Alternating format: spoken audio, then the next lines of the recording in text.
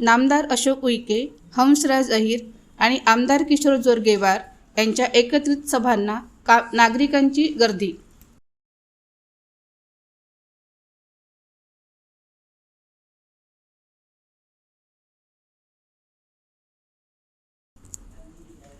आगामी चंद्रपूर महानगरपालिका निवडणुकीच्या पार्श्वभूमीवर काल गुरुवारी Bhajap, Shiv Sena, Republican Party of India, Athawale गट, महायुतीच्या उमेदवारांच्या प्रचारार्थ पालकमंत्री नामदार अशोक उईके, राष्ट्रीय ओबीसी आयोगाचे अध्यक्ष हंसराज अहिर आणि आमदार किशोर जोरगेवार यांनी शहरातील विविध भागात एकत्रित जाहीर सभा घेतल्या।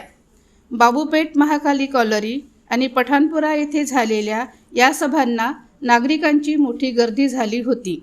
या सभांमधून तिन्ही नेत्यांनी महायुती एकजुटीने विकासाच्या मुद्द्यावर निवडणुकीला सामोरे जात असल्याचे स्पष्ट केले।